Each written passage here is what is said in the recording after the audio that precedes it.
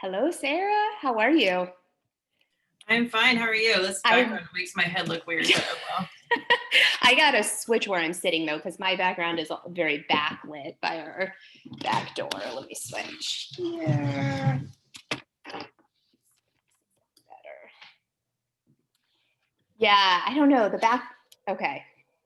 Is that okay for me, or is that weird to see? Yeah, no, totally. I was trying to think if I should switch my background. I just have my what's weird. Actually behind me. No, I think that's the best one. Okay. How are you? We're gonna take you on a space journey. Yeah. Oh, I'm fine. How are you doing? Okay. Yeah. No, I'm good. I'm good. I should say I'm good. Yeah. We missed you on Monday night. Oh, thank you. Oh my God, I just felt like dead to the world. That's how whenever it was the last one that I think it was the one before, that's how I felt. I was just like, I cannot do this. Yeah. You know. And I think that's okay. Yeah. I was like, well, I'll bow out once. Other people have done it. I think it's okay. Yeah, exactly. Yeah, totally. I'm gonna share my screen. Okay. And see if there's any issues with that. Dissatisfied with what it looks like here. I wonder if Melissa's able to get in. Did you see that we were having trouble? Well, I think you were having trouble because I hadn't started it. I don't see her in the waiting room. Maybe ask her. What I did was I left and then I came back in and it worked. Okay. I actually don't have my email open. Hi, Cynthia. Oh, I can do it. Let me see. Good morning. Okay. Hi, Sarah. Alrighty. So I looked just yesterday. Practice for my husband, and he said I sounded way nervous and too fast. Oh. That's okay. I looked yesterday to see if we could like unmute the panelists, but you have to have a webinar capability, which we don't, as far as I know. So it's going to have to all be manual, I believe. So hopefully all the panelists will come in, and Ashley, or yours, Amanda, it says Ashley. Let me change. I'll change it. It's going to confuse me. So did you set it up that everybody's muted on? I did. Okay. Do you guys want me to? So we have some people who are, I'm not going to admit the people who are in the waiting room, sorry, who aren't organizers. Like somebody just entered the waiting room. Okay. I did set it up, Cynthia, sorry about that, so that everyone is muted on entry. Yeah. Okay. So we just have to unmute the people that will be panelists, and hopefully they will all come in early so that we can find them in the list of 200. Yeah. The only person, okay, all of us. Karina. So am I set up as co-host? I thought you were going to do that, but I don't see that I am. I will. Hold on. It's not letting me share my screen either. So I think that's something you'll have to do, Amanda. Okay. Give me a sec, guys. Yeah, no worries. Okay. And then did you figure out, Sarah, how to play the video? Because we have it set up that videos can be played, right, Cynthia? I think Melissa said she was going to just try and do it. Okay. Okay, here's Melissa. Okay. Oh yeah, the share screen, we just have to click optimize audio after you hit share screen. Right. Melissa, did you say you wanted to try just playing things from your desktop, or yeah, you can try it now if you want. Okay, I'm gonna share screen. It's an audio file, so let's see if you hear it. I'm gonna play now. Okay. Imagine that you were in a trauma center and you get a okay, you heard that? I might just play it a tad bit louder. Imagine that you were in a trauma center. Yeah, better. Perfect. Okay, so that's number one. And then here's number two. Let's see if you hear this. Doctors, nurses, and medical students have signed a letter warning that climate. Okay, so it's try that though while I'm sharing my screen to make sure it'll let you play that. Okay. At the same time. So let me share my screen. Sure. You all look marvelous. We're excited. Oh, it's saying I need to open my preferences. Let's see. So who are, Amanda, I need to know who the other panelists are to make sure to Okay, unmute them. so it will be Melissa and Sarah. Kate Stein, who I don't see anybody in the waiting room right now. I think Chris, I don't know if you can hear us. You're hearing the logistical end of things. I'm sorry, I admitted you and couldn't get you back in the waiting room. But otherwise, everyone on right now is an organizer. So Cynthia, the other panel, so Kate Stein, who maybe goes by Catherine, you might see, and it's Ari Bernstein, or Aaron Bernstein, and Nilu Tumala are the other people who would need to be unmuted. I'm not sure if Nilu or Ari will be on right at the beginning. That was not clear whether they would be able to do that. So if you don't mind just keeping an eye out for them. I'm trying to, I'm not seeing the waiting room for me. Oh, it finally is. Okay. You can see the waiting room. Okay. Because Cynthia, the panelist discussion is going to start. When do you guys think about what time? Probably we thought like 12:40, so 3:40 Eastern time. Yeah, so they might not join till later, depending on their schedules. It's still not letting me share my screen, Amanda. It's not. Okay, let me try. I think you left and came back. Okay. It says you're a co-host. So now I just made you a co-host again, Sarah. Can you now? Yes, that looks like I can now. Okay. Okay. All right. Can you all see that? Yep. Yep. All right. Now, Melissa, you try playing the audio now. Okay, I'm gonna play the audio. You get a radio call from them. Did you hear that? Yes. Perfect. Okay. All right. So Melissa, you're just going to tell me next slide, right? When it comes to you. Yep. I'll say next slide. That's right. Okay.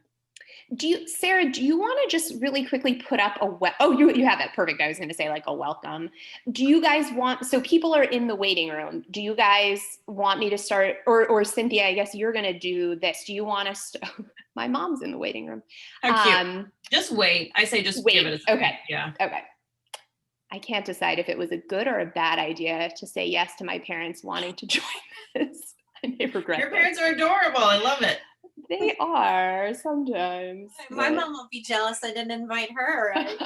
It's not too Oh my God. I would not invite my mom because she would ask 12. so many ridiculous questions. Well, I told them they are not allowed to. They won't. I actually don't think they would anyway, but I told them they're not allowed to participate. Yeah, at 12:00 you can let everyone else in, not before. Okay. So, and then I was going to give everybody, why don't I start speaking at like 12:02, something like that? Okay. Does that sound good? Okay. Yeah, that sounds good. And I guess, Karina, the only other thing I was going to say for Ari, if you see, or Cynthia, if you see Liz Purchia, or Purchia, she may be joining sort of like as his surrogate because she said she might do that. So if you see her, you could check in, like she might, I don't know if they'd be on the same computer. Well, I guess not because of COVID, but anyway, you might see her in lieu of him.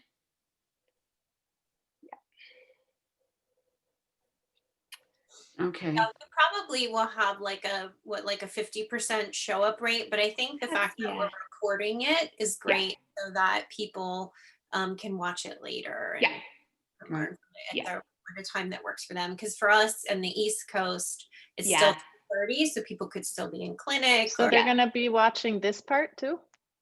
I was just going to ask somebody did started recording already. Yeah, we'll edit this out. I mean, I did notice that too. We've been recording the whole time, but we will edit this out. Stop recording and then just start recording again when you want to, as opposed to editing. I'm not sure. If you download the MP4 file, you can clean it up. Yeah. And Zoom should allow you to do that, allow you to download it. Yeah. Okay. We're recording just in case. Yeah. On my part, I have in big letters, hit record. I know, right? At a couple of points, I'm going to just escape out of my PowerPoint because I want to be able to see the chat because I'm going to ask a couple questions. Okay. So does this look okay to you if I do that? Yeah. Yeah. We can't see anything else on your screen. Okay. Yeah. Oh, actually the chat looks like I can keep the chat open. That's fantastic. Do you guys see that? The chat or no? We don't, I mean, I see the chat on my end. I mean, I see the chat. You don't see it open on my screen now? Mm-mm. Oh, No. good. Okay, then I can That's do it. correct. No, all we see is your slide. Perfect. Oh, there's an admit all. Cool. Okay. Yeah, I saw that. That would Yeah. that would be good. So let me know when, and I'll. Oh, Neha Patak is going to be on. Good. Oh, your buddy. Sort of. They've all become your buddies, Cynthia. I know. I just keep thinking, wouldn't it be, it's going to be crazy if and when we actually meet people in person. I know. Like, what is that going to be like? We're gonna be all stunted and weird after all this. I feel like it's gonna be so weird to like hug another person at some Oh my point. God. Yeah. Like I feel like I'm gonna be like there's a little bit of trauma. So you're like, it's even if it might be like safe, it's gonna feel like scary. Yeah. Yeah. Like when we see it on TV, you're like, oh, don't get so close. Oh, don't. Right. What are they doing? I know. No, I do that all the time. It's so funny. Yeah. And we're going to be like Okay. germaphobes. Should we, I think we should Oh. admit. Go. Sorry, Yes. Oh, okay. Yeah, Good go for luck. it, Cynthia. Break I a just leg. did.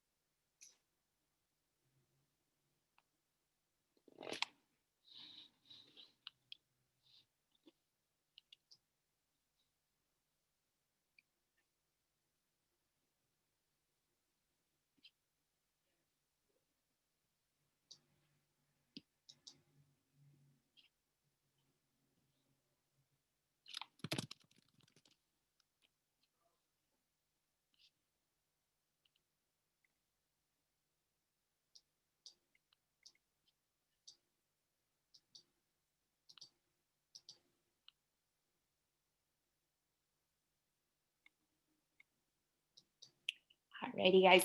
Welcome, everybody. We're going to give everybody a minute or two more, and then we'll get started.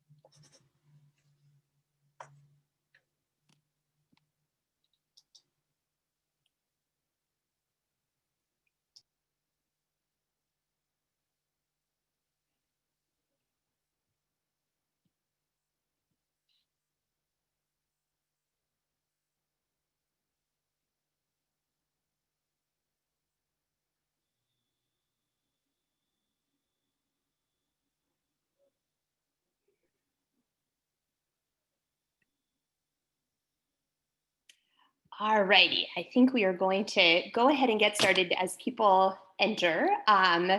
Good afternoon, everyone, and welcome so much to our media training for climate health professionals. My name is Amanda Milstein. I am a primary care pediatrician in Richmond, which is in Northern California, and I'm a co-founder of an organization called Climate Health Now. Climate Health Now is co-sponsoring today's media training along with Florida Clinicians for Climate Action and the Medical Society Consortium on Climate and Health. A huge thank you to everyone who has registered and everyone who is here right now. We, as of right now, have over 215 people signed up, which truly exceeded our wildest expectations when we first started planning for this. For those of you who have expressed an interest in learning more about one or more of the groups sponsoring today's webinar, fear not, we will be in touch via email in the days and weeks to follow. And just so everyone is aware, this event is being recorded and will be made available both for participants and those unable to join at a later date. Before introducing you to our teachers for today, I wanted to share a very brief story on how this webinar came to be, in the hopes that it will resonate for some of you. So as I mentioned, I'm a physician, I'm a pediatrician, and I can say, and I'm sure many of you can attest to the fact that in medical school and residency, I never had any formal training in public speaking, talking to reporters, or being interviewed, really any sort of media training whatsoever. In the last year, as I've entered my climate health journey, I've tried to come up this learning curve quickly, and I've had some successes, but I've also blundered a lot. Recently, I gave a radio interview and in a moment of excitement, shared the recording with my mom, who is very supportive of my work. But she said, you know, I think it's time for you to get some media training. And that's honestly the origin story of how we are all here today. So I reached out to some of the people I know who have a lot of expertise in media, and we got to organizing, and here we go. A few logistical updates. So we have a lot of people joining us today. We have a tight schedule. Thank you to everyone who submitted questions in advance. Our moderator, Kate Stein, has those questions already. Any additional questions that you have for anyone speaking today, please put those in the chat, and Karina Mayer will be moderating and making sure that Kate sees them. We made the decision that we are not going to focus too much of our attention today on op-eds, as those warrant an entire webinar, probably more than one webinar unto themselves. So please stay tuned for advertisements in early 2021 for a webinar that will focus specifically on op-eds. So to kick things off, I'd like to introduce Sarah Spengeman and Melissa Baldwin. Sarah Spengeman is Energy Innovation's Deputy Director of Communications, where she designs campaigns to help program staff effectively communicate their original policy analysis, research, and modeling to policymakers and the media. Melissa Baldwin is the Director of Florida Clinicians for Climate Action, which is a group of health professionals who are concerned about climate change. She's also the founder of Chase Media Services, which provides public relations consulting to several environmental nonprofits, including the Union of Concerned Scientists, Our Children's Trust, and the Solar Energy Loan Fund. From there, I will turn it over to Sarah and Melissa. Thank you, Amanda. Let me advance my slides. Let's see. Is it going to work? There we go. Skipped that already. All right. This is our agenda for today. We're going to talk about why media is important, how to generate earned media, how to prepare for an interview, key message review. We'll have a panel discussion and then audience Q&A. Like Amanda said, my name is Sarah Spengeman, and I'm the Deputy Communications Director for Energy Innovation. We're a climate and clean energy policy think tank based in San Francisco. And before I came to Energy Innovation this spring, I was with Healthcare Without Harm for 3 years doing communications and advocacy. And that's how I got to know Amanda. And that's how I'm here today through that relationship. So I did want to just take a minute and thank every one of you who is on this call today, taking time for this training. I can't imagine anything more worthwhile right now in terms of how you spend your advocacy time than working on the climate crisis. So thank you so much. So I'm going to kick us off with talking about why media, why this training, why are you here? It takes time and effort to engage with the media, so why go through that time and effort? And I'm going to touch on 4 things. Health is an effective message for talking about climate. You are a trusted messenger as a health professional. It adds credibility and creates a positive cycle, and ultimately, what we all want to do and what we all ultimately care about is influencing decisions, public policy decisions that can help ensure a safe and livable climate. So why the media? The media is a powerful force for framing an issue for the public. The media serves as helping the public understand why an issue is relevant for their daily lives. Why should I care about this?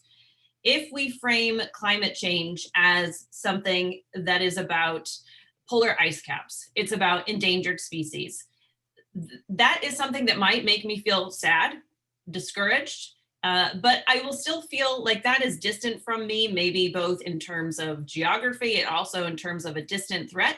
And it's not something that ultimately might influence my behavior, which is what we want to do. On the other hand, if I see climate change as something that's impacting my immediate community, it's impacting me, or it can bring me tremendous benefits, such as cleaner air, a good paying family supporting job, that may indeed influence my behavior. And talking about climate change as a health threat, as a public health concern, as a public health issue, we know from the social science research is an incredibly effective frame for communicating about climate change. Why is that? It overcomes a lot of the challenges that we have with communicating about climate change, where people feel like it's distant in time and geography, it affects other people, it's going to affect maybe my great-grandchildren, not me. Whereas if we talk about the health harms of climate change, that helps me understand it's affecting my health right now. It's impacting the health of the people I care deeply about, the health of my community. It's happening right now. And there are practical solutions that are going to bring immediate health benefits. I can take action and influence my policymakers to create a vibrant, healthy, sustainable community. Also, it matters not just what the message is, it matters who is carrying that message. You as a health professional, you can see the top 3 most trusted professions in the United States are health professionals, nurses, doctors, pharmacists. Credibility matters tremendously for how we message, whether or not we believe that message to be true. And so you have an incredible opportunity as health professionals to leverage your trusted voice to communicate about climate change. Oh, I'm going backwards now. There. There we go. I want to also talk about how being in the media raises the profile and credibility both of your organization and of yourself as a spokesperson. So when people read the news, when policymakers look at the news, they see that the journalist has selected your organization or your expert voice out of all of the organizations that they could have gone to for an expert opinion or for a perspective on this issue, on this topic. They chose your organization or they chose you as an expert. That helps raise your credibility as a spokesperson, and then it generates additional coverage. So the more you get covered, the more coverage you're going to get. Journalists are gonna both see you as a trusted source and come back to you, and other journalists who read the news will see you featured in the news and come to you as a source. And then ultimately, why are we doing this? We're doing this because we want to shape public opinion and we want to shape behavior. We want to shape public policy decisions so that we can create a safe and livable climate for our communities, for our children. And we see that this is working. It's having an impact. A growing number of Americans believe that climate change is a problem and that the federal government is not doing enough about this. And we see these beliefs being translated into voting behavior and influencing public policy decisions. For instance, last year, Virginia passed the Virginia Clean Economy Act, a comprehensive clean energy bill to really transform the energy landscape in Virginia. The reason that was able to pass is because in the prior election, voters overwhelmingly chose a new legislature, and many of those candidates campaigned explicitly on a climate platform. And they were elected because voters wanted more action on climate change. And we saw that in the recent election too. In Nevada, voters actually chose a constitutional amendment to amend their state constitution. We saw that happen in Denver with voters choosing a tax increase to actually help pay for a clean energy transition and for climate solutions. So this is having an impact. And so it's an extremely worthwhile enterprise. Now I want to talk about, well, how do you get press? How do you get the media to come to you? How do you get them to cover you, to ask you for an interview?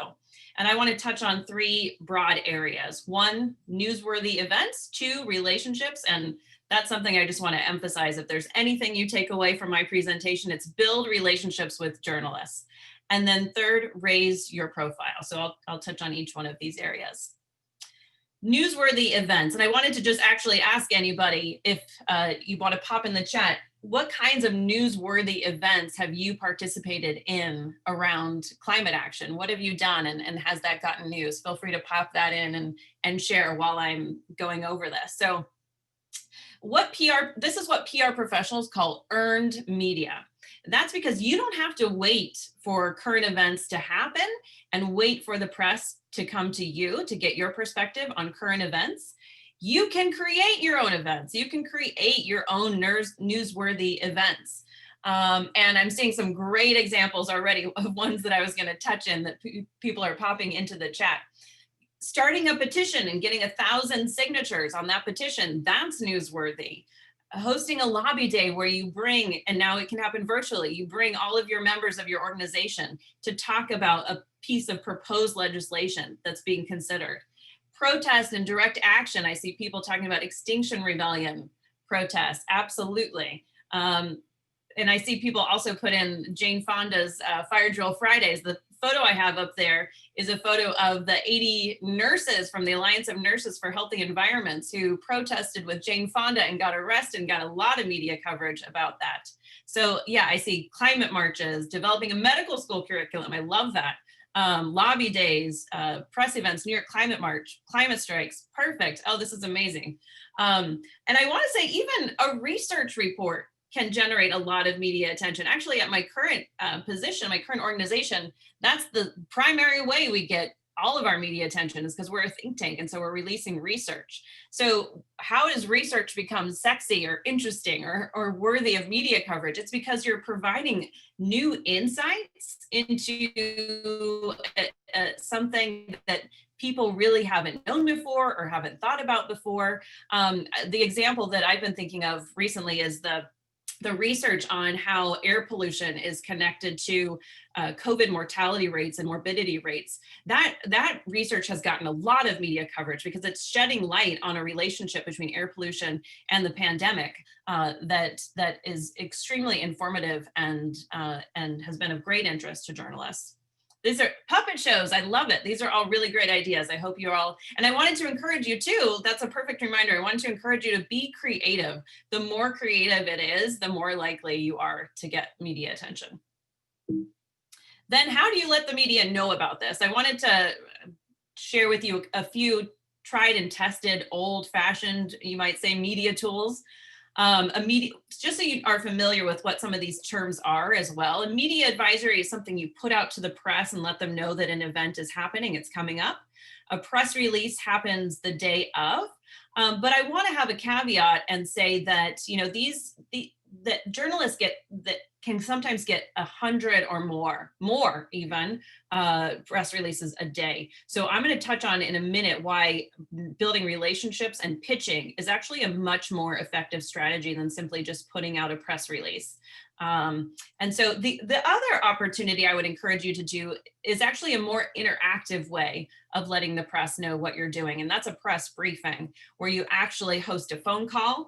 And it's kind of a live version of a press release. You have, you share what's happening and you provide different perspectives from different trusted spokespeople who can share their perspective on the report, on the event, on the legislation. And then you have an opportunity for Q&A right there live with journalists. And that's a really great way to talk to the press as well. When you think about getting the press's attention, we also talk about news hooks. That's what tells the journalist, why should I care about this topic right now? Maybe it's interesting, but why does it matter right now? And so you want your news hook that you put in your press release. You would put it in the start of an op-ed. You would put it in your pitch. You would have it at the start of your briefing or when you invite journalists to your briefing.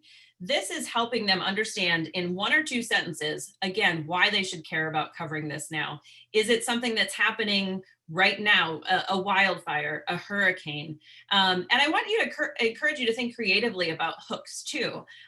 You can create your own hook. Look around you. Change of seasons. How does that impact our health? What's happening around climate change during this season, during fall?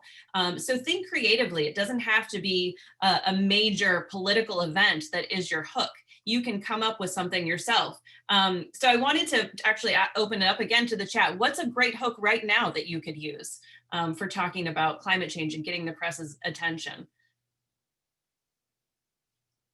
I have some ideas, but I'd love to hear what your thoughts are. Coronavirus, wildfires, COVID, absolutely. Presidential transition, absolutely. Mental health, rain and SF, end of wildfire season, I love it. The year ahead, yep. Police reform, yeah. Oh, I love this, yeah. So taking things that are happening and also connecting them to climate, connecting them to health. Why there's a lot of conversation, say, about racial justice or racial equity. What does climate change have to do with that? I was gonna say exactly what a lot of people said here, that the shift in leadership at the presidential level, new legislative sessions starting in January. The anniversary of the Paris Agreement is coming up at the start of December. That's a great hook. So this is great.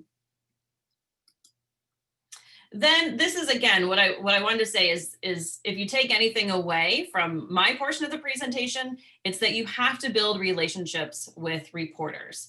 And so I'm going to actually go to my next slide and then come back because I want to go into this one for a couple of minutes. How do you do that? You've got to read the news. You have to be an avid consumer of the news. Start reading the news, whenever you like to do it, in the morning, in the evening, in your earphones while you're out for a jog, whatever it is. Look for the journalists that are covering the issues that you can connect to climate change, whether that's racial equity or justice, whether it is the environment itself and climate change, whether it's clean energy, whether it's the elections or policy. Pay attention who is writing about that. As an organization, Climate Health Now, FCCA, any other clinician climate action groups, you'll want to create your own press list and start populating that with these names. Start adding in links to their articles.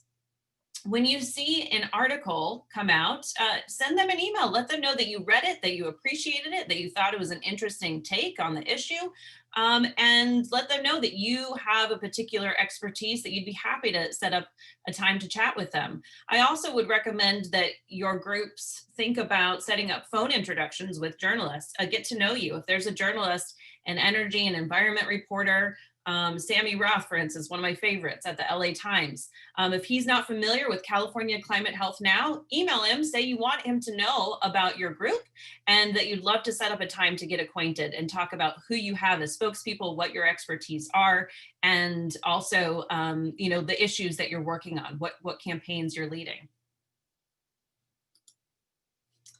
All right, and then I want to go back to, again, this talking about relationships. Another, besides tracking the media regularly, emailing journalists, all journalists are on social media now. They're incredibly active, so you've got to be on social media too. Start your Twitter account if you haven't started it. We've gotten a lot of actually inbound media requests through social media at the organization that I work at. That's because our policy analysts, our researchers are tweeting, they're sharing their perspectives online on social, and then journalists see that and reach out to them for an interview to get more information about that. And also I have generated interviews because journalists, when you follow them on social, you'll see what they're working on. You'll see what they're writing about. Sometimes they even say, I'm looking for a spokesperson who can speak to XYZ. Can you help me find that? And I've tweeted at journalists and said, yes, we can absolutely help you. You'll want to talk to this person. So social media is important. The other thing I really want to encourage you to do is build relationships with broader coalitions and other allies in the climate movement. And that's because big names like Sierra Club, for instance, are getting media requests all the time. And they're eager to have other voices besides the quote unquote environmentalist, the classic environmentalist, who can speak to that issue. So by developing relationships with these other organizations, letting them know that you're available, you can actually, they'll bring media to you and direct media to you. And also being part of a broader coalition. I know recently Climate Health Now got involved with the Building Electrification broader coalition here in California, and that has generated a lot of media. The coalition is beyond thrilled to have health professionals weighing in on this really important issue, and has looked to Climate Health Now for people to write op-eds, to give interviews to the press, to speak at hearings, etc. And then personalized direct pitching. So if you spend your time on something, I would rather you do personalized direct pitching than working on the perfect press release. Work on the pitch. That's how you're going to get media attention, is from a personalized direct pitch. What is that? That's having an email sent to a journalist that is targeted to that individual journalist. You know that they're writing about, say, a piece of legislation that's moving through the California legislature. So you want to tie in what you want them to write about to that piece of legislation that they've been actively covering. And maybe you've got another reporter that's looking at racial justice. You want to somehow connect this issue to racial justice, and so on. So by tracking the journalists, seeing what they particularly care about, what they write about, you can draw them in and create a personalized hook just for them.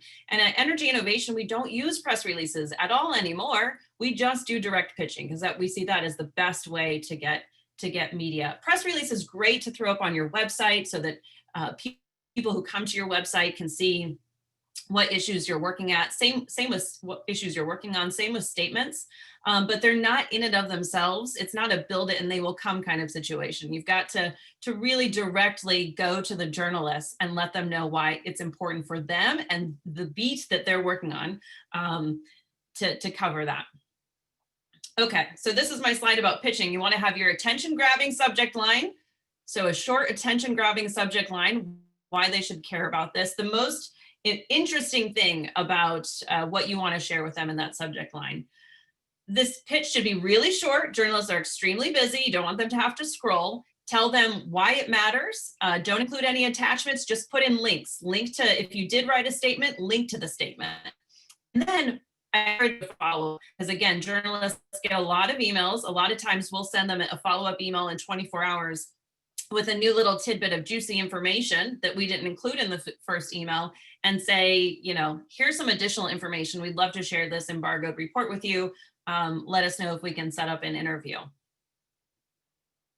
Finally, Amanda, sorry, I didn't tell you that I was going to have your Twitter, your Twitter handle here, but there it is.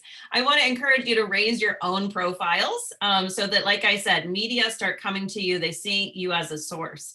That, like I mentioned already, that means getting active on social, putting your credentials in your social tag, in your social name.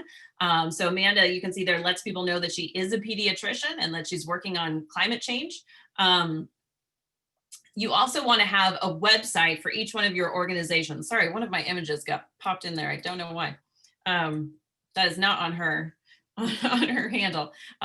So you want to have your own website with all of your media hits so journalists can go back and see that. And then you also want to have a clear way for media to be able to get in touch with you. So media inquiries, contact California Climate Health Now or whatever it is. I also, before I turn it over to Melissa, really encourage you to think about writing op-eds and letters to the editor. Because this helps showcase your expertise, puts you in newspapers that journalists are reading, that journalists are writing for. It shows your unique perspective on a topic or on the issue, and it provides a call to action. So it lets journalists know what are the issues you're currently working on, so they can think to themselves, oh, this is a great source for when I'm writing about that topic. And like Dr. Milstein said, we will have a whole training just on op-eds, because we can't, there's that warrants its own training itself. So without further ado, now I'm going to turn it over to Melissa. Well, thank you so much, Sarah. That was an excellent presentation. I just want to follow up and repeat some of the things you said that are so valuable, that the pitching, personalizing that, I've really found that over the years, how much that matters to have that personal pitch. And that media begets media, and especially those op-eds. So we are looking forward to doing more on that with you all in the future. So hi everyone, I'm Melissa Baldwin. I'm the founder of Chase Media Services and the director of Florida Clinicians for Climate Action. And I'm really humbled and honored to be here with all of you today. I've worked professionally on climate change for about 15 years in Florida. I'm not a doctor or a scientist, I'm a communications professional. And so I specialize in working with the media and generating those earned media hits and those news stories about climate change, which I believe are a great way to make a difference and to inform and educate the public on this topic. So I'm just really excited to be here with all of you and to be sharing what I've learned. So that next slide here is a little sneak peek. This is my question to you. If somebody approaches you and asks you, hey, do you want to do a TV interview on camera about climate change? Might you feel like this? And I hear some background noise. Maybe somebody needs to mute themselves. Okay. So you want to avoid that deer in headlights feeling. I think it's a really common feeling. And in fact, you know, people regularly rate public speaking as their #1 fear ahead of even death. But there are some tips and tricks that I can teach you that will hopefully help you today. We want to help you grow your confidence in speaking to the media and really increase your comfort level with the climate and health key messages, which are really crucial to nailing that media interview. So go ahead and next slide. So first I want to get some housekeeping out of the way. When you first have that media interest, and now this is whether you have pitched the reporter and you got their interest, or maybe the reporter just came directly to you because you did raise your profile and they reached out to you, you want to take care of a few housekeeping things. So you want to find out, what is the deadline? When do they need to turn the story around by? Is it a print story where they have like a week, or is this a TV day story where they just got to turn it in a day? And then you also want to research the media outlet to get a sense for their news coverage. Are their stories long and in depth? Is this a reporter who's covered climate change in depth?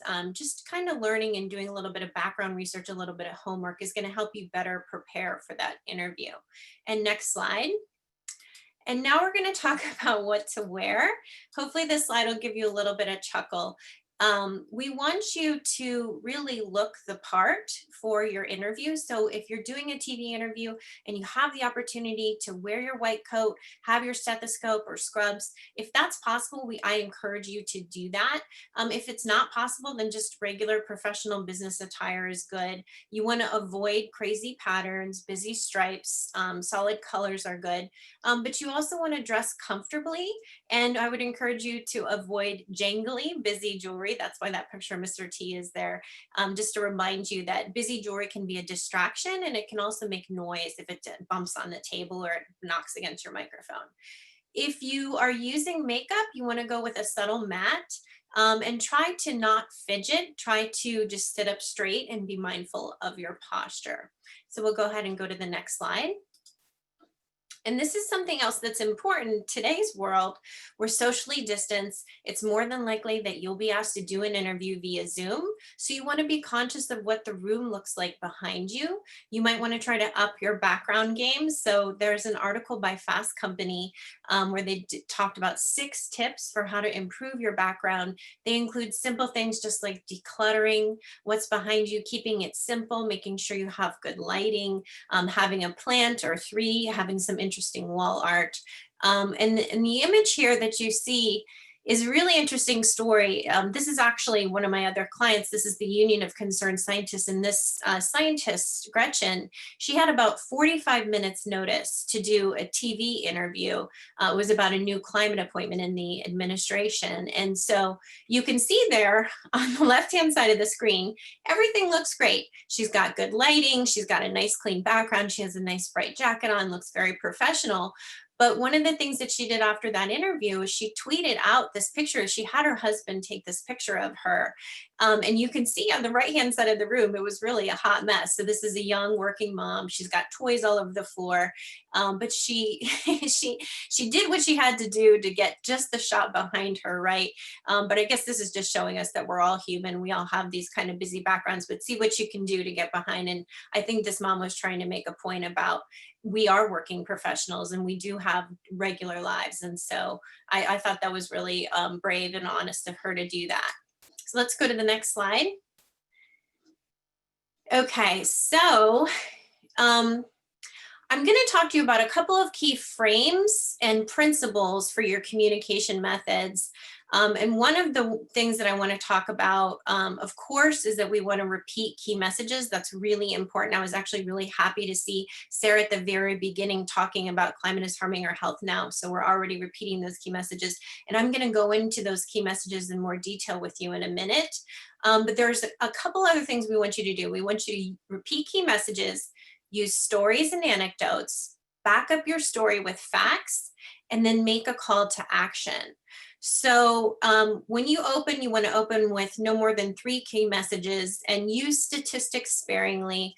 But people are 22% more likely to remember a fact when it is embedded in a story. So facts and statistics are the foundation of your interview, but anecdotes and stories are the emotional center. So whenever possible, you want to use a real world example, a real person who has a real problem, and telling that story, because humans are programmed, we've evolved over time to learn through stories. So think about Aesop's fables and storytelling around fires. That's how people connect.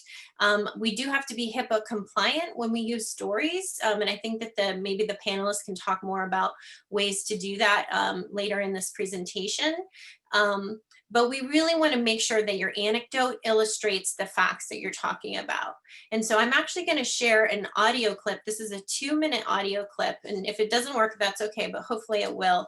This is a great example of a personal story backed up with facts. So let's take a listen here. And folks, give me a thumbs up if you hear it.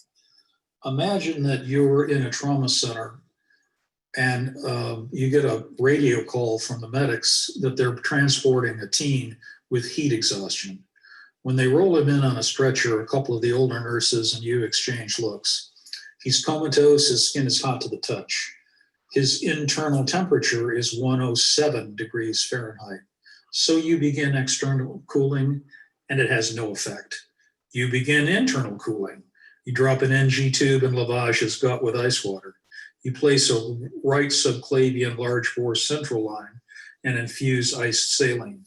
You intubate him and coil the oxygen tubing in an ice bath. After about an hour and a quarter, his temp came down to 101.5, but he was still in a coma. I saw him the next morning, a very subdued, overweight high school football player, and I gave him some advice. No more football. In fact, don't play or work outside. Heat stroke is 100% fatal if untreated and 30 to 80% fatal if treatment is delayed. High school and football and college football players are 11 times more likely to die of heat-related illness than athletes in any other sport. If you've never seen or treated heat stroke, get ready. The number of visits to emergency departments increased by 133% over 10 years. And the projections for heat waves in the next 30 years are staggering. In my region of Florida, the 12th Congressional District, within 30 years, we expect 4 months per year in which the heat index hits or exceeds 100 degrees Fahrenheit, and almost 3 months of the year in which it is anticipated to hit or exceed 105 degrees Fahrenheit. Okay, so I wanted to just share that because I think it's a great example of how you take a story. This is a real story of a patient and you back it up with facts. Now, if I was doing this in a media interview, that version was a really good version to share with you all because you're health professionals and hopefully some of you could relate to what he was talking about. But if that was in more of a TV interview setting, I would recommend simplifying some of the medical terms and then adding in the third point here, which would be the call to action. So you have the story. I saw this patient in the ER. He nearly died. We saved his life. We were able to cool him down. This problem is going to get worse. The facts show that it's going to get worse. And that's why we need our lawmakers to take action on climate. That's why we need to reduce climate pollution. And we're actually going to move right into the messaging session now. And before I do that, I see some good chats about this. This is a classic challenge, and we face this all the time in Florida. Journalists absolutely want those personal stories. It can be hard to get them. As you pointed out, there's privacy laws. It can be difficult. If you are in a position where you're able to build trust with the client, and you talk to them about climate and health and ask them, are they willing to share their story? I think that's sort of how you could navigate that, but I do understand that it is sensitive. And there are some other ways to do it as well, in which you can just use like a pseudonym and generalize the story. So there are some ways around that. Be curious to see more discussion of that amongst the panelists. Okay, so now we're going to go to the next slide. This is the key message training. This is really important. So if you take anything away from me today, I hope it is these key messages. If you could go to the next slide. So key messages are really important for us to get out there. And so if we're all singing from the same song sheet, we're going to have a much more powerful amplified message. Dr. Ed Maybach, the executive director of George Mason University Center for Climate Change Communications, he says it best when he said, "We need simple messages repeated often by trusted messengers." So we already know that you are the trusted messenger, and these are the key messages. So I want you to take a look at these. These are framed in terms of 3 key messages: problem, solution, and what you can do. So climate change is harming our health right now. Everyone is at risk, but some people are more vulnerable than others. If we don't reduce pollution, these health threats will increase. The good news is that climate solutions are health solutions. Removing pollution from our air and water will improve our health. Clean energy technologies can create jobs and save lives. That's why so many Americans support a rapid transition to clean energy for our health. Most Americans agree that we need clean air and clean water, and that's why we need our lawmakers to act to support the transition away from polluting fuels to cleaner forms of energy. So those are the 3 key groups of messages. And as Sarah rightfully pointed out at the beginning, climate change is harming our health right now. The reason that message is so important, and the reason you're so powerful as a messenger, and that this space that we work in, the health space, is so relevant, is because people don't think climate change is a right now problem. They think it's a far away future problem that's going to affect someone else or polar bears in the future. So we have the power to show them that it's here and now. And that's why that message is really important. So, and then the next point about vulnerable populations, you know this as clinicians, there are some patients who are more at risk than others. People with pre-existing conditions like asthma, heart disease, they're going to be more at risk. Senior citizens, infants, children are more at risk, and low-income communities are more vulnerable.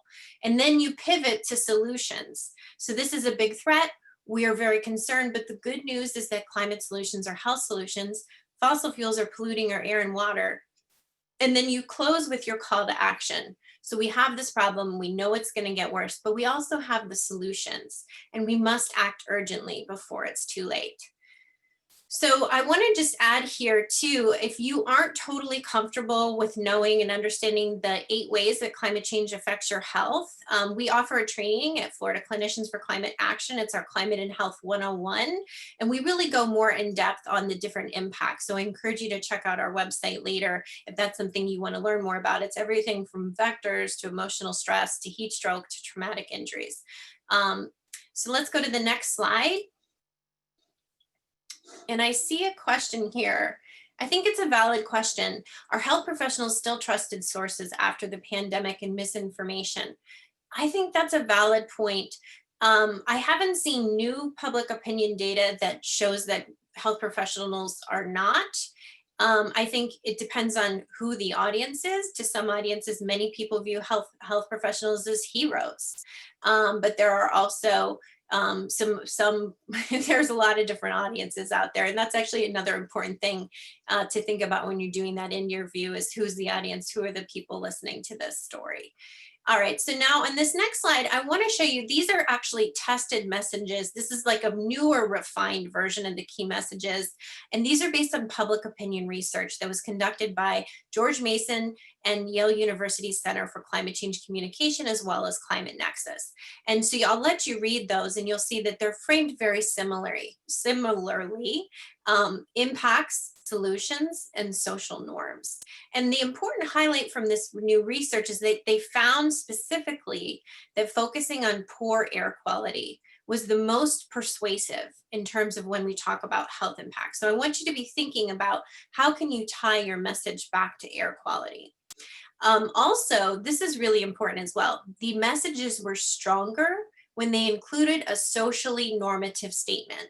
And an example of that is most Americans want healthy communities and a healthy climate. That's why so many of us are taking action. So this is consistent with previous research that shows that people are more motivated to act when they think that other people are taking action as well. So think like everybody's doing it, so I've got to get on it. All the cool kids are acting on climate. So I'm just keeping an eye here on the chat. So again, just a reminder for the structure of the key messages, it's impacts, solutions, and social norms. And the other thing I want to ask you to do, first of all, I just want to ask you to really review the key messages. We're gonna send a leave behind a fact sheet that has the key message, all of the key messages written out for you, so you'll have them. I want to really encourage you to learn them, try to memorize them, but make them your own. So find ways to tailor them to make them specific to your geographic area, to the impacts that you see, and also to your area of expertise. So for example, if you are an asthma and allergy specialist in South Florida, you know we just got soaked. We had a ton of rain here in Florida from Tropical Storm Eta, 10 to 14 inches in some places. And we know that with climate change, we expect warmer, wetter weather. And we know that that increases allergies from mold and mold exposure. So think about that, and how can you use that frame of impact, solution, social norm? But I want you to find ways to tailor it to your specific situation and the health impacts that you are most comfortable talking about. All right, so we're going to go to the next slide. Okay, and so for this slide, we're going to listen to another interview. I'm going to play some audio, and then I want to ask you to put into the chat. I'm going to ask you a couple of questions, and I want you to answer in the chat. So I want to give a special shout out to Dr. Steph Lee, who's a pediatrician who does a really great job in this interview and in this story. So as you listen to the story, I want you to write your answers in the chat. Number one, what is the news hook that generated this media hit? Number two, what are the key messages that you heard? Three is what is the call to action? And then you can just put in anything else that we just talked about that you see demonstrated in this interview. So I'm going to go ahead. I'm going to put the questions in the chat to make it easy for you. And then I'm going to play this story. It's 1 minute and 55 seconds. Climate change is a clear and present danger to more than 4,300 doctors, nurses, and medical students have signed on to a letter warning that climate change is a clear and present danger to public health and calling on elected officials for action. Medical professionals in all 50 states are urging patients to demand that leaders at all levels of government prioritize curbing climate change to protect public health.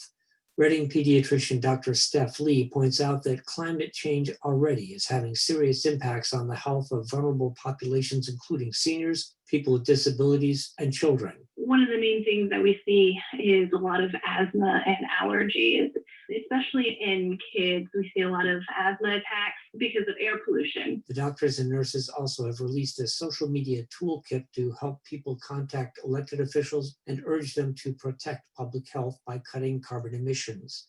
Lee notes that a healthier future is possible, but it will take public pressure on those who set the policies to make that happen. And that's what this campaign is asking the public to do. Hold them accountable and say, what are you doing to help with the climate crisis? What are you doing to help invest in new clean energy solutions? She adds that investing in clean energy is not only vital to protecting from the health impacts of climate change, but can help rebuild an economy shattered by the COVID pandemic. Minority communities are disproportionately affected by the health impacts of pollution that causes climate change. Lee says this year's election is an opportunity to demand action to protect the health of the planet and all those at greatest risk. Voting for climate action priorities is a vote to protect children's health, elderly health, everybody's health. 16 national and state medical organizations representing more than 600,000 members are supporting the nonpartisan letter calling for action on climate change. For Public News Service, I'm Andrea Sears. Great. Okay. So I see some great answers in the chat. So the first question is, what is the news hook that generated this media hit? And it was doctors in 50 states have signed on to this letter. So it was a sign-on letter. Good job on that. And then what are the key messages that you heard? I see climate change is a clear and present threat. Talking about local impacts of climate change affecting children and asthma. Good. This is really great. Air quality is a big problem. We talked about air quality specifically. This interview does a really great job of repeating key messages, has a great news hook, and it has a clear call to action. So good. I see that investing in clean energy, help rebuilding the economy. Also, another thing that Sarah taught you that this does is it ties it back to COVID, right? So you're looking at what's happening right now outside my window, what's happening in the world. How do I tie that back to my key message and to my objective and my communication agenda, which is to talk about climate and health. And I think that Dr. Steffley did a great job. Oh, and I see a comment that the video, it wasn't a video, it was just an audio file. So there was no video to see there. Okay, great. I'm going to keep going. Next slide. So again, this is just to reinforce that point about personification, which we talked a little bit about through stories. But I just want to emphasize this to you. When we talk about the differences between TV and print and radio, one of the things that they all have in common, and this has been my experience working with media over many years, is that they love to do what's called personification. And that's when they find a real person who's experiencing the problem to illustrate their story. Or it could be a real person who's benefiting from the solution. But that real person is really crucial to having a great media hit, to having a great story, and to getting that reporter interest, right? It's one thing to pitch a reporter and say, I'm an expert on asthma. It's another thing to say, and I have this mom whose kid, is suffering from needing more breathing treatments because the allergies are worse. And in fact, if you go to the next, I'll pause and go to the next slide yet, because I want to talk about two more things. In terms of what's different between TV, print, and radio, TV really needs strong visuals. So you have to give them something to point the camera at. So you want to have more than just a talking head. You need to have movement, action. Think a factory where there's parts moving, or think people who are building a home or working on a house. For the health professionals, think about, image of a nurse who's taking somebody's blood pressure, or image of a doctor who's looking at a chart, or taking somebody's temperature, or, putting the tongue depressor down. That is called, in a lot of cases, it's called B-roll, which are just those action shots. And when you watch TV clips, you'll notice this, right? So the reporter starts talking, and then they'll show footage of action or movement that illustrates what this reporter is talking about. So that B-roll is really important to TV. It's something that you can give to them, but it's also something that they can usually get when they're on site. Of course, everything is different now with COVID, but that's another important thing to TV, is just that they need movement, they need action, they need something to point their camera at. Now with radio, you have an opportunity for more thoughtful conversation. It's less visual, but radio does a really good job. And you'll listen to this, if you listen to NPR, you'll hear this, of illustrating the story with sound. And so you might hear the sound of the person using the breathing treatment and hearing them breathing in or out. You might hear the sound of bees buzzing if it's a field with pollen and flowers. Or you might hear the sound of water or rain if we're talking about hurricanes. And then print, that's newspapers, they have opportunity to go really in depth and really have thoughtful reporting. Radio can do that too to some degree, but you can see longer pieces in print. And so that's where you have opportunity for really great investigative journalism, more in-depth reporting. And I would just caution that print reporters these days are really pressed. Newspapers are shrinking. Newsroom staffs are shrinking. They're under a ton of pressure. And so Sarah made wonderful points before about just how important it is for you to do that personalized pitching, that individual outreach, that relationship building, building that trust, being a resource to them and helping them to get that story that they want to get. So that's really important. So we'll go to the next slide. This is, as I mentioned before, whether it's TV, print, or radio, they almost always want to start with a real person's story. And as I said, personification is just a tool that journalists use to draw the readers in, to tell the story about a real human with a real problem. It's something that people can relate to more than facts or data. So both of these stories here use personification. The story on the left is WPTV in Florida. This is a story with our co-chair, Dr. Ann Cushman-Saul, and it uses the story of a mother whose child has asthma. So she's noticed that the heat and allergy season is making the asthma worse. And we see the mom talking about how she's been trying to control the asthma. And the child talks about the breathing treatment, how he puts on his mask and what it, how it helps him. And that's just one example of personification. Another example of personification, the second story, which features one of our panelists, Dr. Ari Bernstein, who's going to be speaking with you in a few minutes. The very first sentence of this story leads with a man who got bit by a mosquito and he contracted the West Nile virus. So the story is actually about medical residents who are learning about climate and health, but the story leads with the experience of this man in Boston who got a mosquito bite, and then it talks about how he felt like he was being run over by a truck. So again, this is just two more examples of personification and just how important that is to you getting those stories. I see some good advice in the chat here. Yes, about reporters have the story they want, and they're asking you, they don't give you a chance to structure or use key points, so you just be rude and ignore their questions. Good thing you asked that. I'm actually going to talk about some strategies that you can use to get your key messages in just a second here. So, all right, so we're going to move on to the next slide, which is anecdotes and metaphors. Again, these are great tools that you can use to communicate. There's a good example of an anecdote. One of the reasons our organization was founded is because Dr. Holder's patient, Anna May, she was a compliant patient. She was an elderly woman with COPD and asthma, but she couldn't afford her light bill and she needed a refill on her prescription. And it caused Dr. Holder to really think about why is she coming in? Why can't she afford her light bill? And it was because it was the summer of 2016, which went on record as one of the hottest summers in years. And so it really caused Dr. Holder to think more about that. And to be truthful, with regards to our point about HIPAA and privacy, Anna May is not her real name. That's a pseudonym, and that's not her real picture. So this is an example of this person, but it's not using the real name to keep it HIPAA compliant. The other tool I wanted to talk to you about is metaphors. So a metaphor is just a great way to communicate something, giving an example with something that people already understand. So Marshall Shepard, he's a professor of geography and atmospheric scientist at University of Georgia. He talks about how you can think of hurricanes. He talks about hurricanes and hot water like fuel supply. And he says that heat in the ocean is like gasoline for hurricanes. And right now they're running on 93 octane and not 87.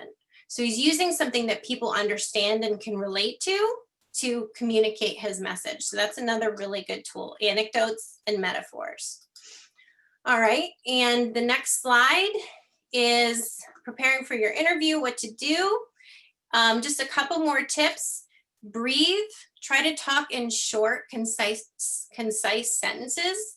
So it's okay to actually say a message and then stop. Don't feel a need to keep talking and talking and talking and talking. When you have that stop, you have that breather that gives the opportunity for the reporter to ask another question. It gives you an opportunity to collect yourself. You want to repeat key messages early and often, and you want to smile and look at the person who's interviewing you. Try to not look directly at the camera. Next slide. Some other key things. I'm giving this example, but I'm not following it well. Don't be rushed. So really take your time answering. It's okay to ask if you don't understand the question. You can ask for clarification. You want to pace your speech. You want to punch certain words. Use your natural voice. So the other thing that an example of punching your words is when we talk about our key messages, we say climate change is harming our health now. Everyone is at risk, but some people are more vulnerable than others. And so you can kind of change the tone of your voice to call attention to something important that you want people to pay attention to. So, all right, let's keep moving. I'm going to go to the next slide. This is another really important point that I want to make to you. There's a famous quote from Mark Twain. It says, "Don't use a $5 word when a 50-cent word will do." So in public relations, we often encourage our clients to communicate at the 3rd grade level. So this might feel like you're dumbing it down, but a wise colleague of mine once said that the smartest people are people who can take complex concepts and communicate them at a level that people can understand. And so it might be counterintuitive for doctors and scientists because there's this notion that you have to sound smart. But for media interviews, I really encourage you to try to untrain that mindset and don't feel pressure to sound as intelligent as possible, but rather pretend that you are explaining this to a child. So our colleague and Dr. Karina said, she said, speak like a pediatrician would speak to her patients. So if my 9-year-old son can't understand what you're saying, then you probably shouldn't say it on TV. Less is always more. Bigger words are not necessarily better. And we'll go to the next slide. And this is a great point that my friend Kate Stein, who you're going to be hearing from in a minute, helped me remember to make. And that is, can you think of ways to help make numbers feel more real to people? So this is a great example that she provided. So you can either say the biggest farms in Iowa are around 30,000 acres, or you could say 30,000 acres is twice the size of the entire island of Manhattan. So this is just another way to communicate visually to help people really put numbers into concept and to help them understand that. So this example comes from a book by The Story of More by Hope Jahren. All right, and we're going to go to the next slide, which is, this is the tried and true technique that PR professionals everywhere teach, mostly a lot of politicians, but any communication professional. And this actually goes to a question that I saw earlier in the chat. And this technique is called bridge and flag. It can also be called pivot and flag or block and bridge, but this is basically like a time-tested, age-old PR spinster tactic. And it's more often used for combative political types of interviews, but it's a really good technique to learn and to be aware of. So if you watched any political debates this year, I feel sorry for you, but if you have actually seen this all the time. So, and it's really is just a sneaky way of, instead of answering the question they ask, of saying and getting back to your key message. So the first tactic is to bridge or block. And so you acknowledge the question. You say, that's a great question, but, or you said, I'm glad you brought that up. What I want to tell you is this, and that second part, what I want to tell you, that's the flag, right? So it's 2 parts. It's you acknowledge the question, and then you pivot or you flag to your point. So some good examples of that are, that's one way of looking at it, but the important thing to remember here is that blah, or I can't speculate about that, but what we do know is X, or I think it would be more accurate to say XYZ key message, or, I'm glad you asked that. Right now, what we are seeing is this. So that is the technique called bridge and flag. It's a really commonly used technique among a lot of communication professionals. But again, it's really just your way of inserting your key message and talking about what your communication objectives are, and basically avoiding the question. So I am going to keep going here. There's a ton of examples of this on the web. If you just Google bridge and flag or public relations, block and bridge, you can find just streams of examples of this, the bridge statement as well as the flag statement. Okay, next slide. Okay, so those are some helpful techniques. Hopefully some you remembered some of the key different tools and tactics that you can use to help you get through that interview. After the interview is complete, before the story is published, you want to make sure you email the reporter, just follow up on any materials that you reference that you want to send to them. If you are worried about how you're going to be quoted, it's okay to ask them to report back and verify your quote or fact check it. And then after the story is published, you want to thank the reporter. You want to collect and catalog your media coverage. And most importantly, you want to share your story, right? Because more likely, people are going to see your story by you sharing it on social media than them actually seeing it in the news. So you got to do a really good job, get your allies and friends and your organization to share that news coverage. So in closing, next slide. I am just really excited to have so much interest from all of you to be here. Thank you so much for giving me the opportunity to share what I've learned. I believe that when we add the health voice to the climate conversation, that we have a real opportunity to make change. I really encourage you to be confident in your area of expertise and to really kind of think about the key messages in a way that it makes sense for where you work, what you work on, and how you can frame those messages in a way where you get really comfortable with them, get really comfortable repeating them, getting back to them, making those points. It's harming our health now. We can do something about it. We have to do something about it. And it's okay to take a breath. It's okay to collect your thoughts. It's okay to be nervous. It's okay to ask for another take. And then one other thing I challenge you to do too is that after you finish your interview, to critique your performance and think, what could I have done better? How could I have changed things? And to share your experience with colleagues, because we can all learn from each other. And then finally, just practice makes perfect. So we encourage you to get out there, do these interviews, work with the media, and keep doing it, because you're going to learn over time and you're going to get better at it. So with that, I want to go ahead and pass the baton to our next speakers.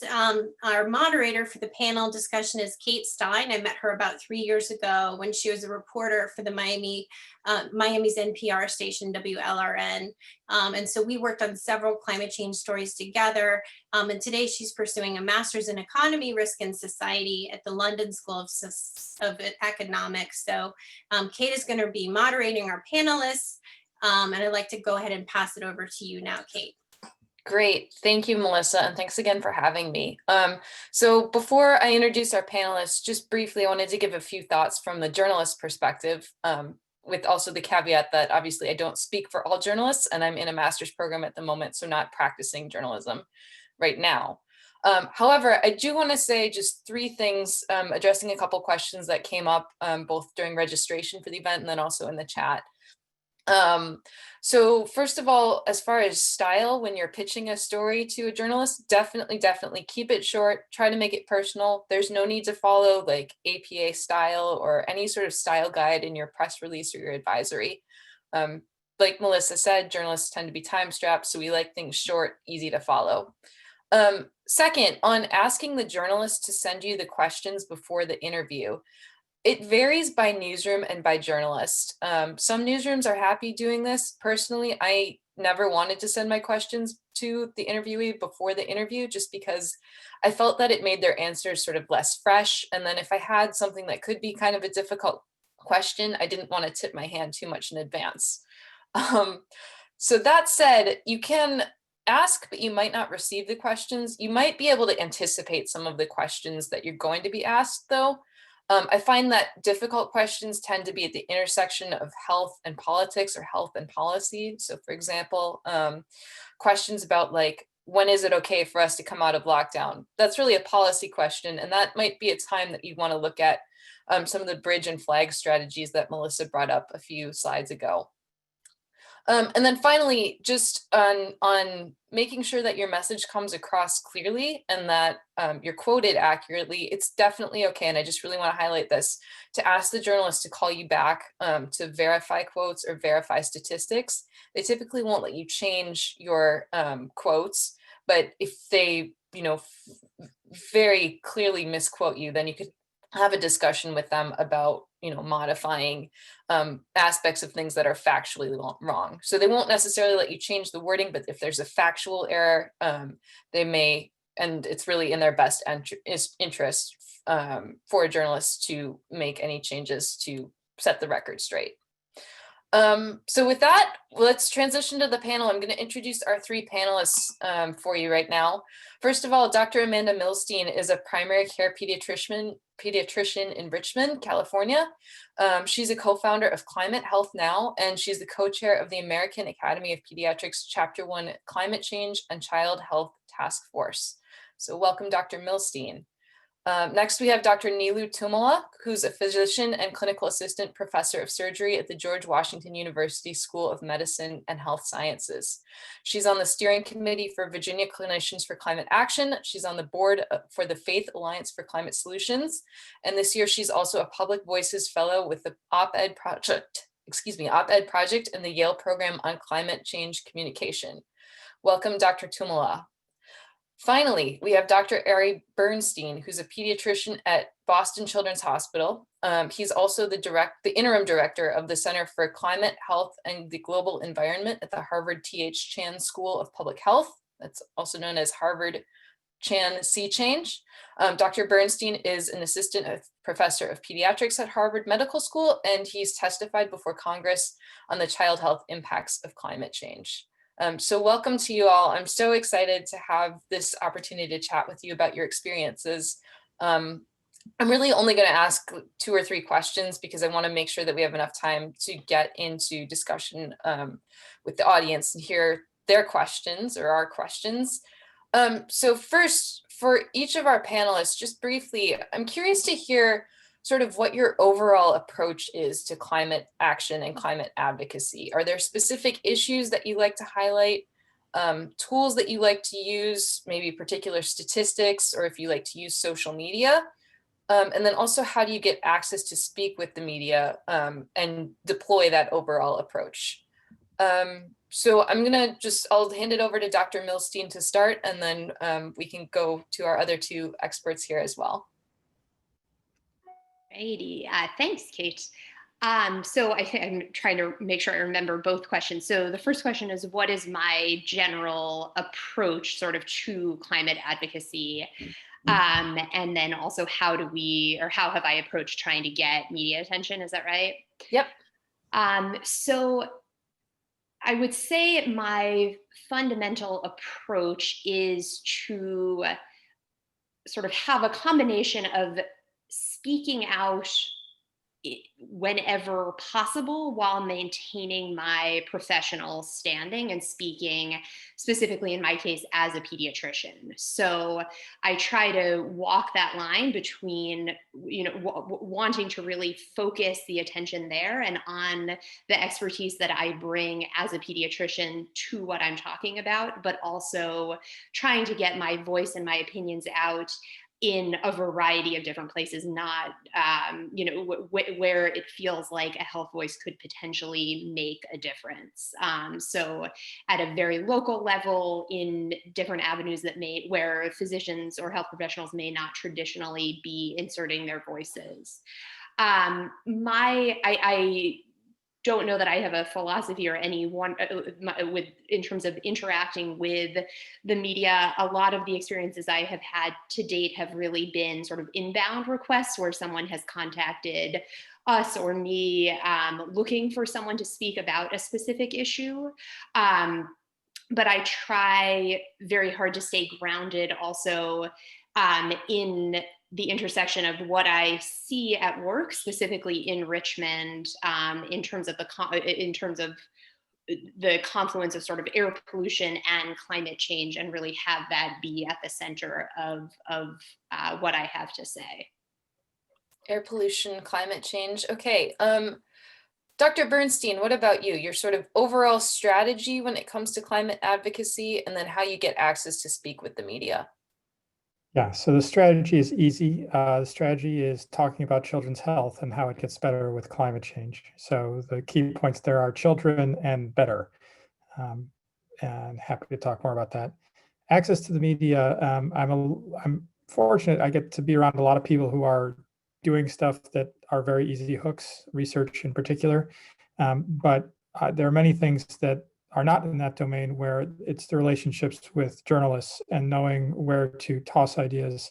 And I'd emphasize the points that have already been raised about the reality that journalists are not really sitting around twiddling their thumbs. So you need to be really focused on where you go and why the particular topic of choice is going to be relevant. And if you have a track record at pitching things that are relevant and compelling to the right places, there's a virtuous cycle that can develop. And Dr. Tummala? Yeah, thanks, Kate. So my strategy is similar to Dr. Bernstein's, where it really is sort of framing most things in the context of health and how that's affecting our patients. And it really is such a great way to insert patients into the narrative, especially if you're seeing something in your clinic that sort of triggers you to say, okay, I'm seeing this, let me expand on that when talking about climate and health. I have more recently started trying to insert myself into the narrative a little bit more, just as like we are all affected by climate change. So recently I was reading a story about how 25% of people consider climate change in their decision not to have children. That's not specifically about climate and health, but as a clinician and as someone who that pertains to me, trying to incorporate both of those things. So both focusing on health, but also because we are all also affected, incorporating ourselves into the narrative is experimental, but I think another way of approaching this. In terms of media context, so similar to what Dr. Milstein was saying, I also has been mostly inbound requests. I think we each, as advocates, find ways of communication that works well for us. For me, I enjoy writing a little bit more. I like that you can kind of cultivate your ideas and then put it out there. But once you put those ideas out there, that is a way to get inbound requests, right? So you're putting things out there, someone from the media sees it, and then they contact you to be able to expand upon that.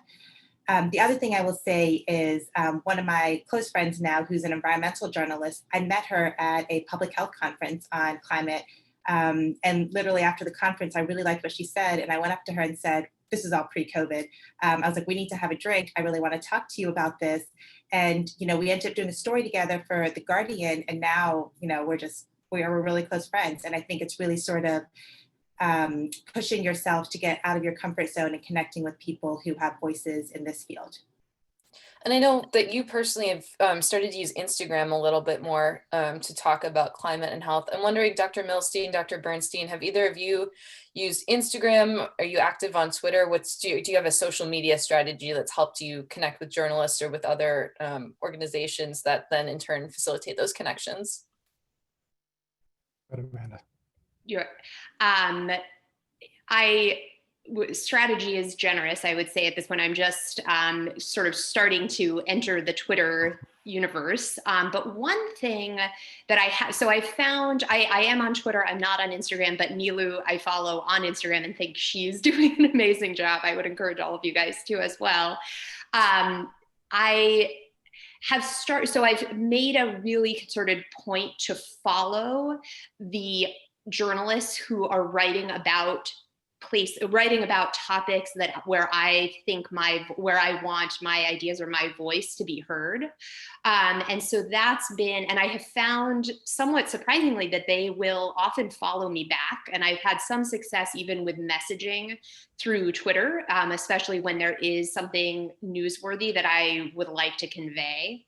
I also have noticed more recently, again, looking at journalists specifically on Twitter, that people will often say, hey, pitch me, like I want to write about XYZ, here's my email address, pitch me an idea. And I actually just this morning did this for a podcast that somebody announced and just wrote a sort of impromptu email. I don't know if it will result in anything, but I think there is definitely opportunity there. And again, to quote Dr. Bernstein, what he said earlier, it does seem to be a virtuous cycle that once you sort of get in with somebody, it seems to perpetuate from there. Another question that we've had a lot in the chat, and I think it's important to discuss, is HIPAA concerns and patient privacy. So Dr. Bernstein, I'll start with you maybe, and then just any thoughts on how to navigate the sort of the tension between journalists' desire to have that human-centered patient story and your obligations as a physician on the other hand. What sorts of things, or have you been able to connect journalists with patients, first of all? And then if so, how have you done that in a way that maintains their privacy? Well, connecting, if a patient or family, is okay with being connected with a journalist, then HIPAA is not so much an issue. I don't speak on their behalf, but I can ask, saying, there's a journalist that's interested in doing a story on asthma, and you have asthma. Would you be interested in talking with them? I think short of that, and in other work, I'm probably more cautious than is needed, but there are few things worse in my mind than putting into the public domain any sense of an identifiable set of attributes for a patient. And so my general rule of thumb is, if I'm talking about a patient, it's a very genericized version. So they're constellations of symptoms. So I can say, it's a 3-year-old who has asthma, and that's not identifying. But I think it is. I have seen this happen. I've had colleagues who have talked about specific patients, particularly on social media, and it's been career changing. So it's not an area that I even try and come anywhere close to the line. Dr. Tumala, Dr. Milstein, any thoughts on that? Yeah, I agree. I do the two extremes. Either if a patient's willing to share their contact information, I have them sign a release from GW Hospital. In the past, I actually have not given journalists the direct contact information. I have facilitated the call so that I'm the only person that knows the patient's phone number, and done like a 3-way call or 3-way FaceTime. After obviously the patient agreeing and signing the release form, or I just use really generic patient identifiers that cannot be pinned down to one patient.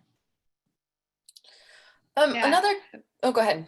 Oh, I was just going to add, I would echo all of that. One approach that I've taken recently, and I can't say it's been successful yet, but it is another option, is to ask the journalist for their contact information and then give that to the patient so that the patient can reach out on their own accord. It's complicated, but I think that there is a possibility there if the patient is really interested, or the family, as another option. Right. If anyone has questions from the audience, please go ahead and start posting those in the chat. Meanwhile, while those come in, I just have 1 or 2 more, then we can open it up. I'm curious, have any of you received a question that was very unexpected or very difficult, like a tough question that you really didn't want to answer? Have you ever declined to answer a question like that? Does anyone have scenarios or situations where it was like, And if so, what did you do? Were you able to use the flag and bridge methods that Melissa was talking about? I get asked a lot of questions I don't want to answer for different reasons. But I'd say in the most extreme, I was asked, essentially, there was a reporter who was asking me about some statements of a talking head. I mean, someone who's not does not have an academic background, who's just one of these people is, and it was something off the wall about climate change. I said, essentially trying to impugn the individual. And I was like, first of all, it says nothing to do with anything. And I don't know if this was the right thing to do, but I one of the communications points I often try and raise is the need to recognize that there are many people who are at real risk for their livelihoods when it comes to climate action. And those of us who advocate for climate action sometimes pretend like they don't exist. And so striking an empathic tone to people who don't see the world the way I do was the way I took that. I think it would have been equally viable to say, I'm very, something to the tune of, I'm really interested to know that you're so concerned with what this person is saying.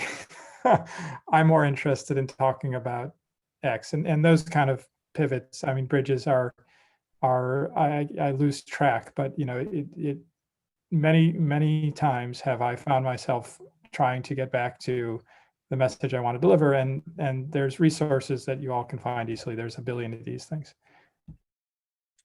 In the chat, people, go ahead. For me, I think that I haven't had any of sort of those like really hardball, like, questions in terms of partisanship, things like that. But I think as clinicians, people expect us to know everything about the body. And so as an ENT, I'll often joke to my patients, like, I don't do anything below the clavicles. And that's something I can joke to my patients about. But I would say with reporters, they will ask questions that are definitely outside my knowledge range. And I think just getting really comfortable with saying, that's a really great question. I'm happy to set you up with someone. And that's why it's important to create a network of other healthcare professionals who are also doing this in other specialties.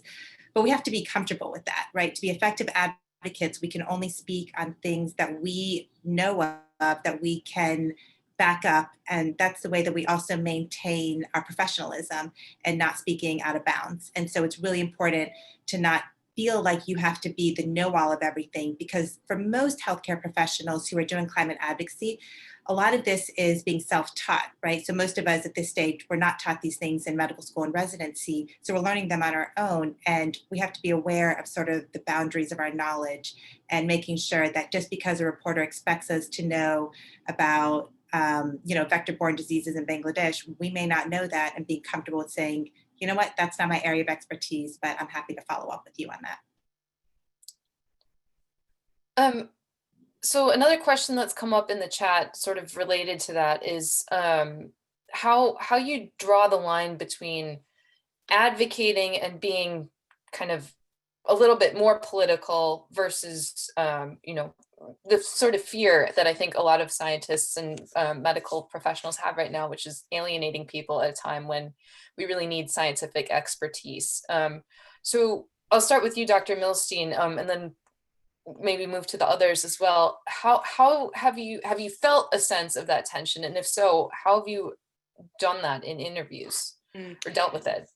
Absolutely. And I think that, yes, I think that is very real, and all of us are feeling that in many ways. I think one way that I have approached it is to center things back on health. And to come back to health when things start to feel like they are getting partisan or being driven in a political direction that I don't want to go.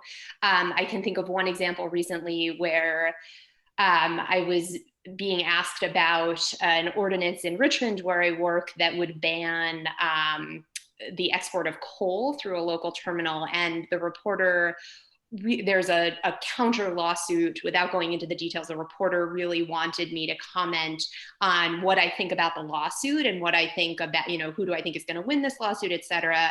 And it would have been tempting to sort of go down that path, and I knew I shouldn't and didn't want to. And so I was able to really focus it back to say, this is about the health. This is about the health of our children.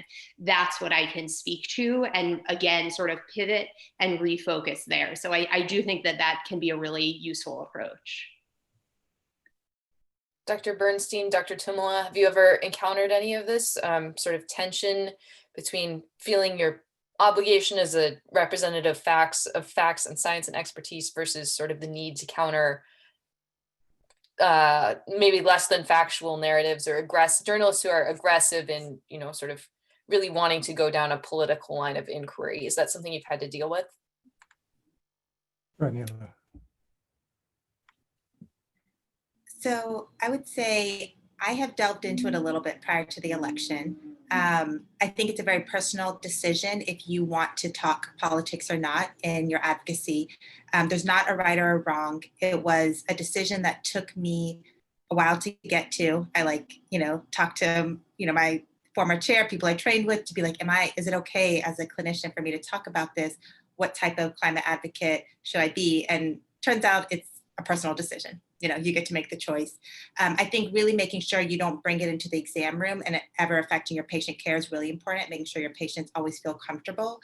But I think that if you do it, you open the door to, this is the first time I've gotten hate mail, you're opening your door to rebuke if you put your voice out there in that manner. So you have to be comfortable with that.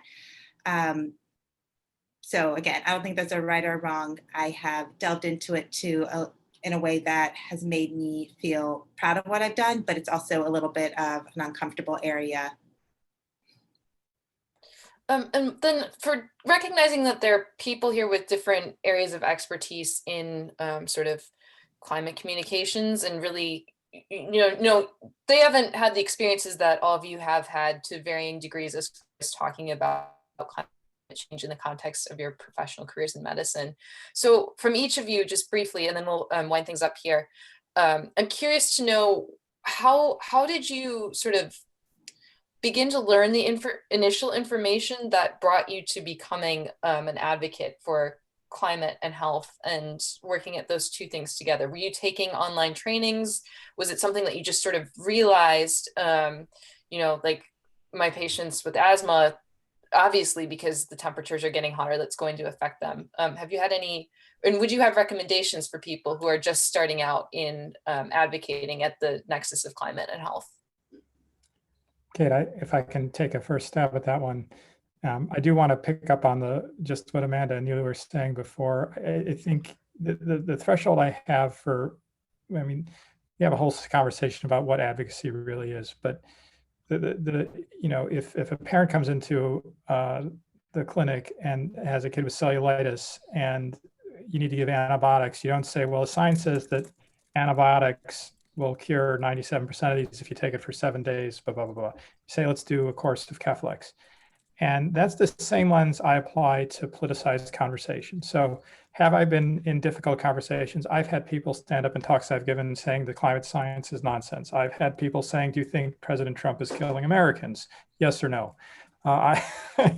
And so the responses I give are dictated by the same mindset that has been honed in dealing with patient interactions, which is the recommendations I give to patients, I give if I believe that the science suggests the benefits outweigh the risks.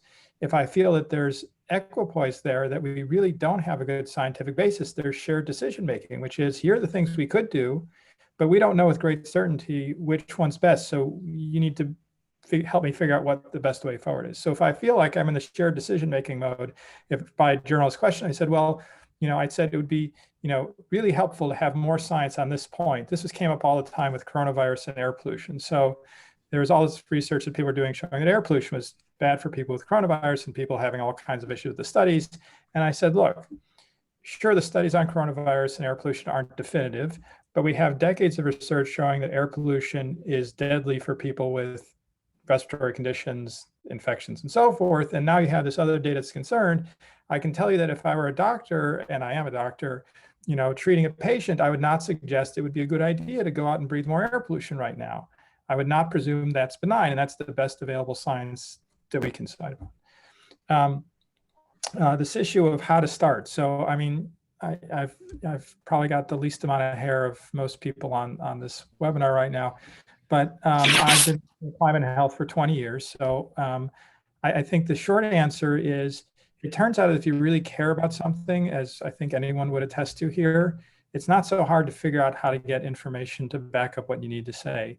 I do think clinicians, and forgive me for saying so as a clinician, we tend, a lot of the research that really bears upon this does require a good amount of time, energy, and expertise to really understand.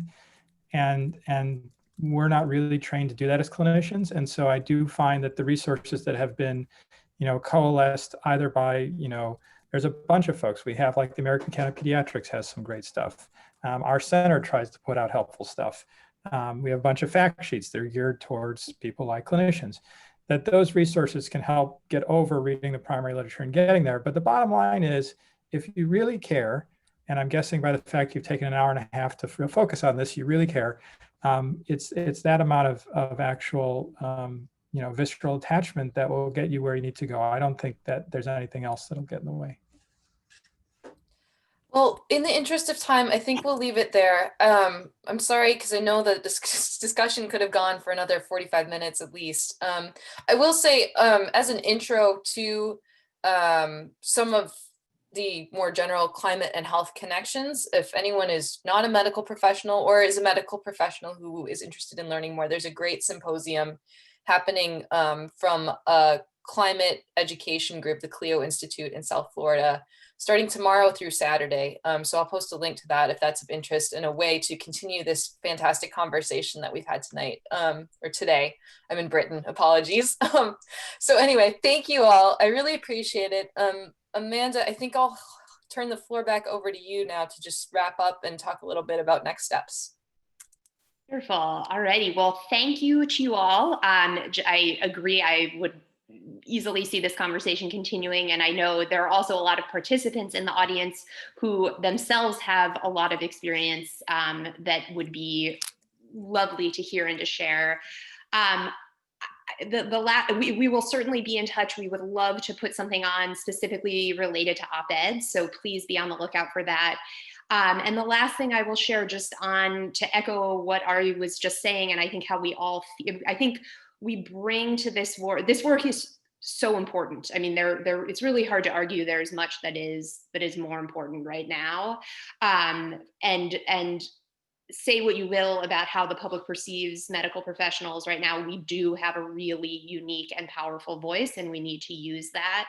And I am new to this work. Certainly, I really only jumped into this about a year ago. I have a lot to learn, but I think one of the best things we can do is work together so that we can come up this learning curve more quickly and share resources. I know I think it was Robin Cooper put in the chat earlier, like, how does anyone have a list of reporters who they contact for their organization? We do. We will share that. Like, this is, the more we can pool resources, the better. Again, thank you all. We will be in touch. Stay healthy, stay safe.